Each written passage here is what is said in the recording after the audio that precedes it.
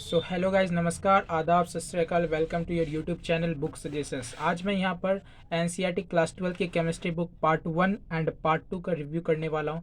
वैसे तो आप सभी को पता ही होगा कि टॉपर्स के द्वारा हमेशा से ही यही सजेस्ट किया जाता है कि नीट का एग्जाम हो या फिर जेई मेंस एंड एडवांस, इन सभी एग्जाम के लिए केमिस्ट्री की प्रिपरेशन में एनसीईआरटी बुक का अहम रोल होता है। और ये बोर्ड एग्जाम के लिए तो मोस्ट इंपॉर्टेंट है ही। तो हम लोग देखते हैं कि इस बुक में कौन कौन सा कंटेंट प्रेजेंट है। सबसे पहली बात तो केमिस्ट्री को 3 पार्ट्स में डिवाइड किया गया है। फर्स्ट पार्ट हमारा फिजिकल केमिस्ट्री होता है, second is the organic chemistry and third inorganic chemistry. तो हम लोग जिस तरीके से चैप्टर को देखते जाएंगे और उसमें हम लोग डिवाइड करते जाएंगे कौन कौन सा फिजिकल है और कौन कौन सा ऑर्गेनिक और कौन कौन सा इनऑर्गेनिक है। ओके, तो चलिए पहले कंटेंट देखते हैं हम लोग। तो फर्स्ट में हमारा फर्स्ट यूनिट हमारा द सॉलिड स्टेट आता है, ठीक है।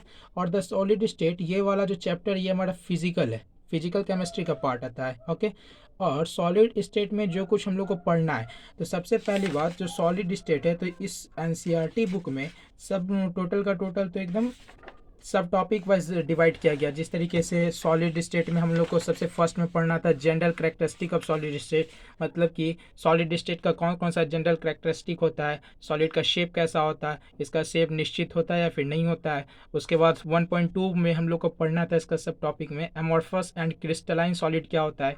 फिर 1.3 में पढ़ना है कि क्लासिफिकेशन ऑफ क्रिस्टलाइन सॉलिड क्या होता है, क्रिस्टलाइन सॉलिड के कितने टाइप्स होते हैं, इसी क्लासिफिकेशन में हम लोग इसको पढ़ेंगे। फिर क्रिस्टल लैटिस क्या होता है, यूनिट सेल क्या होता है, 1.4 में पढ़ना है।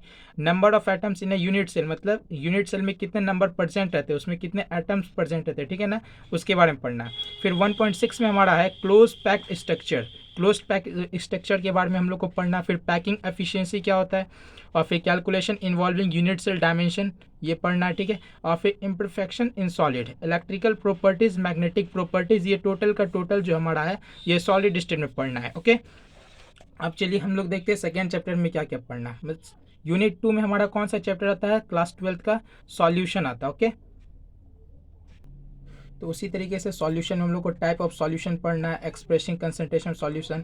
और सॉल्यूशन में मैक्सिमम इंपॉर्टेंट वाला चीज़ क्या होता है, ideal and non ideal solution हो गया, कॉलिगेटिव प्रॉपर्टीज हो जाता है, ठीक है ना, एबनॉर्मल मोलर मास क्या होता है, ये सब।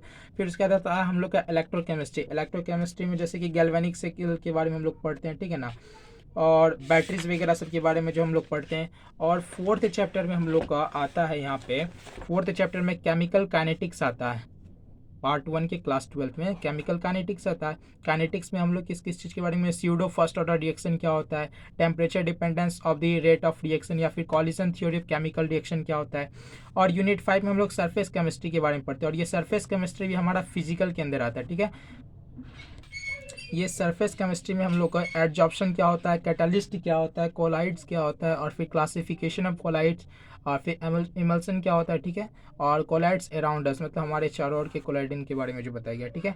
अब देखिए यूनिट 6 में हमारा आता है general principle and process of isolation of elements. ये जो यूनिट 6 है हमारा general principle and process of isolation of element, ये हमारा इनऑर्गेनिक के अंदर आता है। अभी आपको सबसे पहले यहाँ बताया जा रहा था ना केमिस्ट्री के कितने पार्ट्स होते हैं, फिजिकल का तो इतना टोटल का टोटल पार्ट्स हम लोग देख ही चुके हैं। अब ये जो हमारा 6 वाला यूनिट है ये हमारा इनऑर्गेनिक के अंदर आता है, जिसमें हम लोग अकरेंस ऑफ मेटल्स के बारे में पढ़ते हैं, या फिर कंसंट्रेशन ऑफ ओर्स के बारे में, या फिर इसमें हम लोग इलेक्ट्रोकेमिकल प्रिंसिपल ऑफ मेटालर्जी जो पढ़ते हैं, ठीक है, या फिर ऑक्सीडेशन रिडक्शन पढ़ते हैं। ये टोटल का टोटल जो है जेई मेंस हो या फिर नीट का एग्जाम हो, इसके आउट ऑफ, मतलब कि ये एनसीईआरटी बुक से कहीं भी आउट नहीं जाता है, ये टोटल इसी के अंदर आ जाता है। अभी मैं बताऊंगा इसका ट्रिक क्या है, एनसीईआरटी बुक को पढ़ने का ट्रिक क्या है।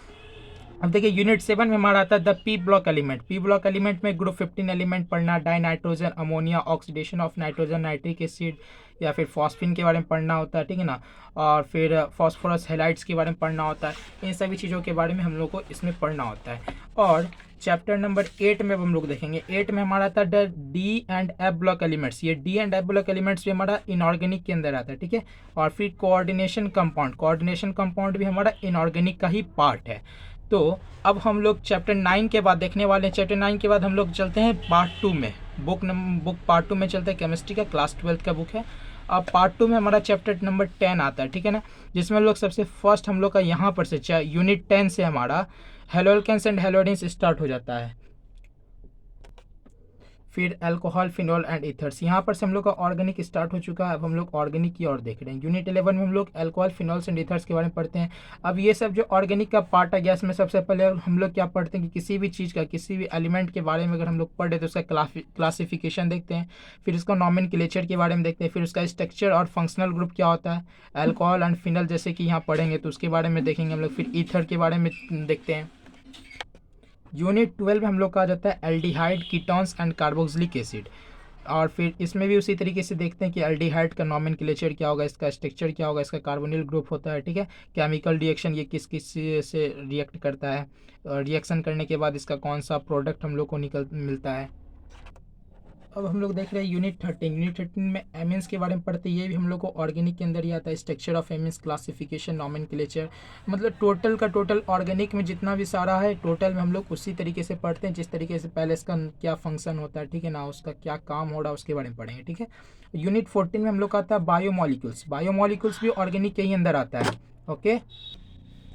बायोमोलिक्यूल्स हो गया। अब हम लोग यूनिट 15 में हम लोग पॉलीमर्स के बारे में देखेंगे। Classification of polymers, types of polymerisation reaction, और फिर molecular mass of polymers, biodegradable polymers, polymers of commercial importance, और फिर केमिस्ट्री। अब यूनिट 16 हम लोग का आ जाता है लास्ट वाला, क्लास 12 का लास्ट यूनिट हम लोग का यूनिट 16 आता है, जिसमें केमिस्ट्री इन एवरीडे लाइफ है, ठीक है। Drug and there classification, drug target interaction, और फिर हम लोग का केमिकल्स इन फूड आता है, फिर क्लीनिंग एजेंट आता है, ठीक है ना। तो ये सारा चीज़ हम लोग का क्लास 12 का था। अब देखिए हम लोग को अब ये जानने की ज़रूरत है कि वैसे तो आप लोग को पता ही होगा, A2 सर के बारे में जानते ही हो आप लोग, ठीक है। A2 सर ने बताया, A2 सर के द्वारा बताया गया है कि केमिस्ट्री NCERT बुक को पढ़ने का बेस्ट तरीका क्या है। उनके द्वारा तरीके ये बताए गए हैं कि बुक 3 टाइम्स पढ़ना है। मतलब कि NCERT बुक जो है, कहने का मतलब मेरा ये है जैसे कि ये NCERT बुक है, ओके। इस NCERT बुक को मैक्सिमम 3 टाइम्स हम लोग को क्या करना है, इसका स्टडी करना है। अब इस 3 टाइम्स का भी रूल है, 3 टाइम्स का भी रूल है। 3 टाइम्स का रूल का मतलब ये है कि ये 2+1 अगर आप लोग A2 सर का देखे होंगे तो आप लोग को पता होगा। 2+1 का मीन्स ये है कि 2 को भी 2 पार्ट्स में डिवाइड किया गया। फर्स्ट पार्ट में क्या करना कि बुक पहले ले लेना, और ऐसा नहीं कि हम लोग को PDF के थ्रू पढ़ना। PDF के थ्रू हम लोग को नहीं पढ़ना, PDF के थ्रू हम लोग नहीं हो पाएगा। हार्डशीट वाला बुक होना चाहिए, जैसे कि ये वाला बुक है, ठीक है ना। तो एक बुक होना चाहिए हम लोग के पास। ये बुक की प्राइस जो है, पार्ट 1 का प्राइस हम लोग का 200 रुपीज़ है, पार्ट 1 का प्राइस, ओके। और पार्ट 2 का प्राइस हम लोग का है 130 रुपीज़। NCERT बुक है, मार्केट में मिल ही सकती है, ठीक है। तो PDF के थ्रू नहीं, हार्डशीट वाली हम लोग के पास कॉपी होनी चाहिए। तो सबसे पहले क्या करना हम लोग को कि बुक को ये नहीं, पहली बार में हम लोग को ये नहीं ढूंढना कि इसमें क्या इंपॉर्टेंट है। पहली बार हम लोग को इसको थ्रॉली पढ़ना है, एकदम line by line, point by point पढ़ना है। उसके बाद ये पहला काम क्या हुआ हम लोग का, पहला काम 3 में से पहला काम हम लोग को बाद एकदम अच्छे से पढ़ना है इसको। दूसरा काम क्या करना है, तो अगर कोई लाइन ऐसा है जिसमें वो पॉइंट इंपॉर्टेंट आ रहा है, उस पॉइंट को क्या करना है, अंडरलाइन करना है। फिर उसके बाद इसी दूसरे में क्या करना है कि अगर कोई केमिकल फार्मूला या फिर केमिस्ट्री से रिलेटेड, जैसे सॉल्यूशन वाले चैप्टर में प्रेशर वाला कुछ इंपॉर्टेंट मतलब फार्मूला आ जा रहा है, तो उस फार्मूले को क्या करना है, उस फार्मूले को एक क्या करना वहाँ पे जिस तरीके से हम लोग हाइलाइटर के थ्रू करते हैं ना, हाईलाइट कर देना, ठीक है। और उसके बाद ये दोनों काम करने के बाद क्या करना हम लोग को, ये दूसरा वाला पार्ट में ही अभी और एक काम यहाँ पे बचा हुआ हम लोग का, ठीक है ना। क्या करना है कि एक छोटा सा, जैसे कि डायरी हम लोग लेते हैं ना, डायरी के थ्रू, ठीक है ना, या फिर कहने का मतलब है कि जिस तरीके से आप कोई चैप्टर पढ़ लिए, अप्रॉक्स जिस तरीके से अगर आपको बताया जाए कि ये द सॉलिड स्टेट, ओके। आप लोग क्या करेंगे कि इसको लाइन बाय लाइन एकदम स्टडी करेंगे, ओके। जिस तरीके से मान लीजिए यहाँ पे कोई एक पॉइंट आ गया, क्रिस्टलाइन सॉलिड आर क्या यहाँ लिखा हुआ है, anisotropic in nature, okay, an isotropic in nature लिखा हुआ है। अगर मान लीजिए यहाँ पे कोई एक लाइन इंपॉर्टेंट है तो इसको अंडरलाइन किए। उसी तरीके से आप पूरे इस चैप्टर को रीडिंग कर लें। रीडिंग करने के बाद अगर यहाँ पे कोई एक ऐसा फॉर्मूला आ जा रहा है जिस तरीके से आपको उसको लर्न करना चाहिए, जैसे कि ये वाला टेबल को आप लोग देख सकते हैं, ठीक है। ये बहुत इंपॉर्टेंट है, जेईई मेंस में इसका बहुत यूज़ आता है, ठीक है। जैसे कि क्यूबिक में क्रिस्टल सिस्टम के बारे में दिया गया, 7 primitive unit cell and their possible variations as created unit cell, okay. Unit cell में जैसे कि एक्सियल डिस्टेंस में इसका क्या क्या होता है, एक्सियल एंगल क्या क्या होता है, ठीक है, इसके एग्जाम्पल क्या क्या आ सकते हैं, ठीक है ना। तो इसके बारे में तो इसको आप लोग को क्या करना है, हाईलाइटेड कर देना है। उसके बाद क्या करना है, जब आप ये पूरा का पूरा चैप्टर आपका पढ़ा हुआ खत्म हो जाए, जैसे कि यहाँ पे अब आप लोग को पूछ लिया था कि BCC मतलब बॉडी सेंटर्ड क्यूबिक सेल, वो तो पता ही होगा, ठीक है ना। तो BCC में टोटल कितने हम लोग का एटम्स प्रेजेंट रहता है, या फिर उसका कॉर्नर्स क्या वगैरह सब बहुत कुछ पूछा जाता है, ठीक है ना। तो उसके बारे में हम लोग को क्या करना है, यहाँ पे जो इंपॉर्टेंट है उसको, अगर कोई फार्मूला है तो उसको हम लोग को क्या कर देना है, उसको हाईलाइटेड कर देना। ओके, उसके जब पूरा का पूरा खत्म हो जाए, जैसे ये चैप्टर मैं पढ़ लिया, ठीक है, इस चैप्टर को पढ़ लेने के बाद क्या करना है, जिस तरीके से लास्ट में ये आप लोग को दिख रहा है ना समरी, समरी किस तरीके से एकदम कंसाइज वे में यहाँ पे किया गया है। समरी हमेशा कंसाइज वे में ही रहता है, ठीक है ना। तो आपको भी क्या करना, उसी तरीके से ये 2+1 मेथड, 3 का जो 2+1 मेथड है हमारा, उसमें से दूसरे वाले मेथड में अभी तक हम लोग क्या क्या सीखे हैं। पहली बार में तो हम लोग को एकदम थ्रॉली पढ़ना है लाइन बाय लाइन, ठीक है। दूसरे बारे में क्या करना है कि उसको सिंपल से अंडरलाइन करना है, या फिर कोई सेंटेंस है, ठीक है ना, या फिर कोई लाइन है जो बहुत इंपॉर्टेंट है, उसको अंडरलाइन करना है, उसको हाईलाइटेड करना। उसके बाद क्या करना है कि उसको समरी में, मतलब कि समरी किस तरीके से होता है, एक शॉर्ट नोट्स जिसको कह सकते हैं हम लोग, ठीक है ना, 2 से 3 पेज में टोटल का टोटल चैप्टर का ओवरव्यू आपका हो जाना चाहिए, ठीक है ना, ताकि आपको कभी भी एग्ज़ाम टाइम में प्रॉब्लम ना हो।